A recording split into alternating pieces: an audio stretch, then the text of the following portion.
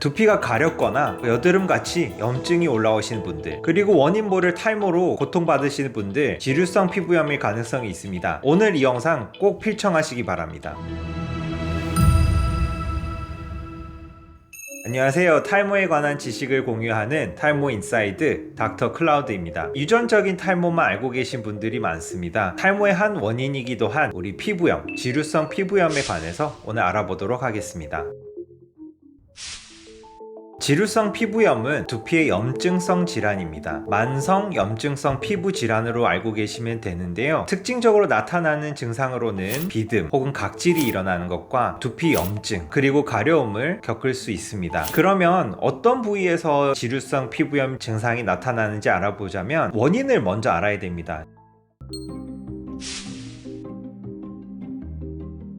지루성 피부염이 나타나는 원인은 피지선 과다입니다. 피지선 활동이 과다한 분들이 있는데 진균이 증식하고 번식하게 되면서 나타나는 염증이 지루성 피부염이라고 생각하시면 됩니다. 그래서 대표적으로 피지선 활동이 풍부한 콧등 주위, 두피, 귀 쪽 뒤에 이런 곳에서 지루성 피부염이 흔히 관찰이 됩니다. 그렇다면 지루성 피부염은 감염성 질환인가요? 전염성 질환인가요? 걱정을 하실 텐데 우리 피부에는 다양한 세균, 진균들이 이미 있습니다. 잘 보이지는 않지만 상재균이라고 하는데요. 상재균이라는 것은 우리 건강한 피부에도 흔히 있을 수 있는 세균, 진균들을 피부 상재균이라고 생각하시면 되는데요. 이렇게 통상적으로 원래도 있는 진균 혹은 세균들은 우리 몸에 특별한 문제를 일으키지 않습니다. 그렇지만 지루성 피부염이 생기는 분들은 두 가지의 문제점이 있어서 생길 수 있는데요. 첫째로는 피부를 지켜주는 피부 장벽이 약해져 있거나 면역이 떨어진 분들한테 나타날 수 있고요. 두 번째로는 피지선이 정상적인 활동 범위를 넘어서는, 즉 과다 피지샘 활동이 있는 분들에게서는 조금 더 잘 생길 수 있어요. 진균이 자라기에 좋은 환경이라서 그렇습니다. 진균은 피지가 있는 곳 혹은 습한 환경에서 잘 자라는데요.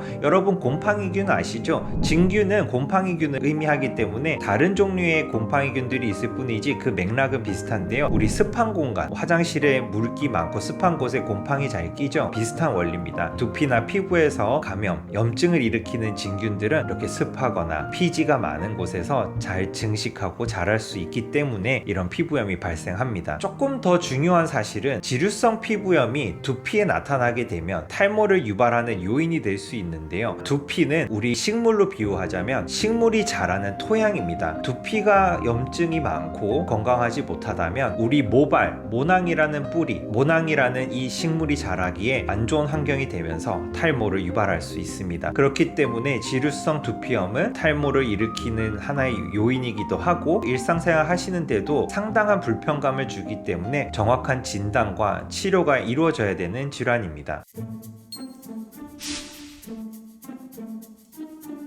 지루성 피부염에서 흔히 나타나는 증상을 알고 계시면 진료 보러 가야겠다고 생각하시면 되겠습니다. 첫째, 가려움입니다. 가장 쉽고 흔하게 알아차릴 수 있고 처음 경험할 수 있는 증상 중 하나가 가려움인데요. 두피가 이전과 달리 가렵고 자꾸 손이 가게 된다면 지루성 피부염을 의심해 볼 수 있습니다. 두 번째로는 여드름과 같은 것이 두피에 자꾸 생기는 분들이 있어요. 모낭염이라고 하는데요. 이렇게 두피에 모낭염이 하나 둘 생기거나 자꾸 번지는 분들은 지루성 피부염인 것을 의심해 볼 수 있습니다. 마지막으로 세 번째인데요. 흔히 말하는 비듬이라고 하죠. 이전과 달리 각질이 많아지면서 머리를 털었을 때 옷에 자꾸 비듬이 떨어진다. 이런 증상이 이전과 달리 많이 발생한다면 지루성 피부염을 한번 의심해 볼 수 있습니다. 이렇게 지루성 피부염은 생각보다 흔한 질환이지만 치료법에 대해서 잘 모르는 분들이 많습니다. 그래서 그냥 1년, 2년 지나가고 그냥 견디시는 분들도 많고요. 적절한 치료가 이루어지지 않아서 두피에 염증이 심해지면서 심각한 탈모가 오는 분들도 있습니다. 문제는 심각한 지루성 피부염이 아닌 분들은 생각보다 치료하지 않은 상태로 오랫동안 지나가게 되고요. 마땅히 치료할 방법도 알지 못하는 경우가 많습니다.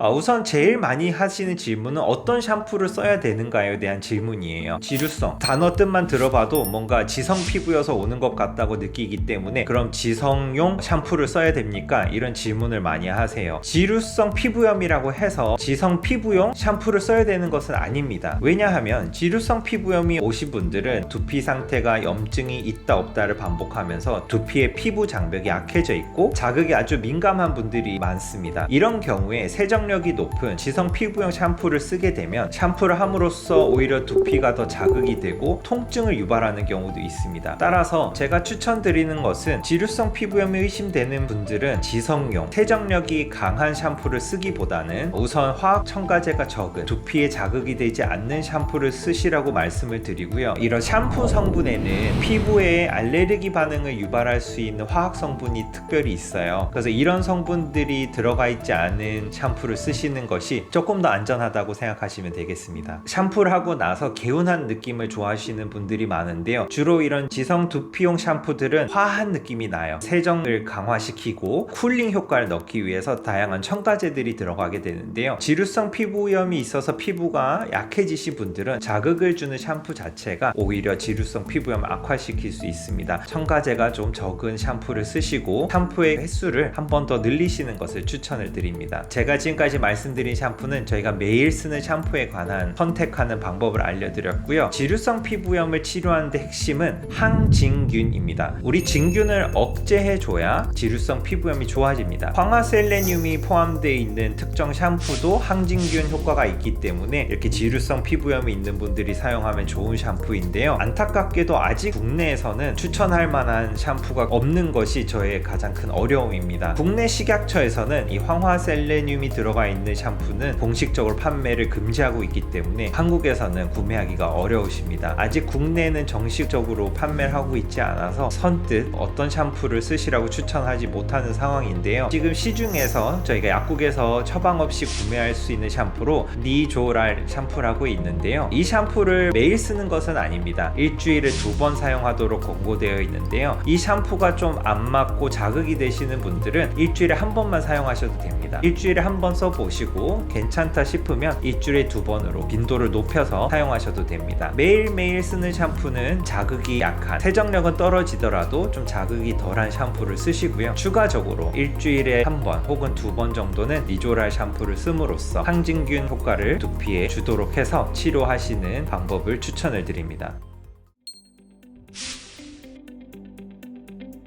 샴푸를 할 때 10초, 20초도 안 하고 끝나게 됩니다. 샴푸한 다음엔 어떤가요? 바로 헹궈내시죠. 우리 두피에 샴푸가 머무는 시간이 2분, 3분도 되지 않습니다. 이렇게 짧은 시간으로 샴푸를 하게 되면 두피를 충분하게 청결하게 해주기는 부족한 시간입니다. 그래서 제가 샴푸하는 방법을 알려드릴 때는 세 구역으로 나눠서 샴푸를 하라고 말씀을 드리거든요. 저 역시 사실 조금 부끄럽지만 샴푸할 때 앞머리와 윗머리 하고 헹궈냅니다. 뒤통수는 안 합니다. 바빠서 그런 경우가 좀 많은데요. 그래서 제가 두피 검사를 했을 때 앞쪽과 위쪽에 대비해서 뒤통수에 있는 두피의 상태가 안 좋게 나왔어요. 그때부터 더 신경 쓰기 시작한 것은 구역을 나눠서 샴푸를 하는 것인데요. 샴푸를 할 때는 앞쪽, 머리 위쪽, 그리고 뒤통수 이렇게 세 구역으로 나눠서 한 구역씩을 1분 정도, 너무 바쁘시면 30초 정도 투자를 해서 두피를 문지르듯이 샴푸를 해주셔야 되고요. 바로 헹궈내지 마시고요. 3분에서 5분 정도 두피에 샴푸액이 머물 수 있게 해주시고요.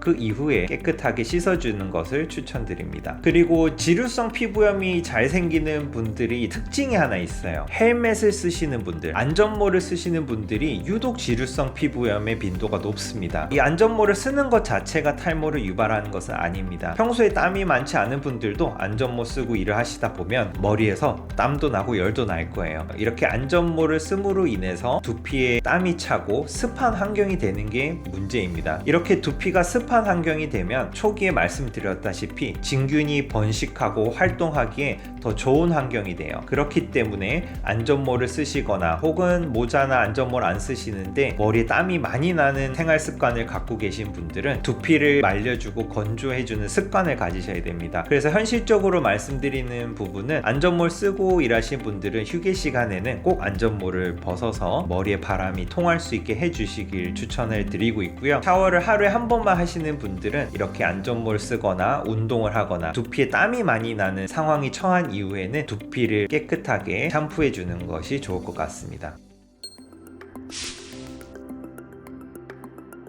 두피에 습한 환경을 만들면 안 된다고 말씀드렸죠. 그러기 위해서 가장 중요한 것은 샴푸한 이후에 머리를 어떻게 말리느냐가 중요합니다. 바쁜 생활을 하시고 아침에는 1분 1초가 중요하기 때문에 머리 말리는 것을 등한시하게 되는데요. 탈모의 진심이고 탈모가 걱정되시는 분들, 지루성 피부염으로 걱정이 되시는 분들은 머리를 말리는 것이 아니라 두피를 말려줘야 됩니다. 머리를 말리다 보면 겉에서 머리를 쐬주기만 하고 두피 안쪽까지 건조시키지를 않습니다. 심지어 완전히 말리지 않고 머리가 축축한 상태로 출근하시는 분들이 많으십니다. 이러시면 절대로 안 되고요. 머리를 말리는 것과 더불어 두피까지 말려주셔야 되는데요. 이때 중요한 것은 두피를 말릴 때 뜨거운 바람으로 말리시면 안 됩니다. 찬바람 혹은 미지근한 바람으로 두피를 말려줘야 자극이 되지 않고 건강하게 두피를 건조한 상태로 유지할 수가 있습니다. 그런데 이제 가을이 오고 조금씩 날씨가 선선해지고 겨울이 되면 이제 날씨가 추워서 사실 찬바람으로 머리를 말리는 게 쉽지는 않을 거예요. 한 가지 팁이 있습니다. 두피를 말려줄 때만큼은 찬바람으로 말려주세요. 머리가 기신 분들은 머리 말릴 때는 뜨거운 바람이나 따뜻한 바람으로 말리시고요. 그 다음에 두피 안쪽까지 건조를 시키라고 했으니까 그때는 찬바람으로 두피 안쪽까지 건조를 시켜주시면 시간도 절약하고 두피 건강도 챙기실 수 있을 것 같습니다. 샴푸, 머리 말리는 습관 외에 또 중요한 것은 생활 습관입니다. 지루성 피부염은 면역력이 약한 사람에게 더 잘 생깁니다. 대표적인 예로 에이즈, HIV 감염증이 있는 분들은 지루성 피부염이 나타나게 되고 더 빈번하게 발생하게 되는데요. 그래서 기존에 없던 심각한 지루성 피부염이 생기면 에이즈, HIV를 의심해 봐야 된다는 이야기가 있을 정도입니다. 이 정도로 면역력이 중요한데요. 면역력이 건강한 상태로 있어야 지루성 피부염, 지루성 두피염을 저희가 이겨낼 수 있는데요. 그러기 위해서는 수면하는 습관 그리고 스트레스 레벨 조절하는 것이 아주 중요합니다. 스트레스를 많이 받게 되면 코르티졸이라는 호르몬이 많이 나오게 되면서 우리 몸의 면역력이 떨어지게 되는 게 원인인데요. 이렇게 스트레스 조절을 잘 해서 우리 몸이 면역력이 강한 상태로 만들어주는 것이 중요하고요. 두 번째로는 수면 패턴이 불규칙하고 수면의 양과 질이 떨어진 분들이 있는데요. 이렇게 수면을 적절히 취하지 못하게 되면 우리 몸에서 면역력의 체계가 약해지게 됩니다. 수면의 질과 양 그리고 스트레스의 수준을 조절하는 것이 지루성 두피염을 예방하고 치료하시는데 또 중요하다고 할 수 있겠습니다. 맘모스 오늘은 지루성 피부염, 지루성 두피염에 대해서 알아봤는데요. 심해지면 탈모를 유발할 수 있기 때문에 미리 예방하고 진단하고 치료 방침을 세워가는 것이 아주 중요하겠습니다. 지루성 두피염이 있는 분들이 잘 관리하셔서 건강한 모발을 지키는데 오늘 영상이 도움이 되었으면 좋겠습니다.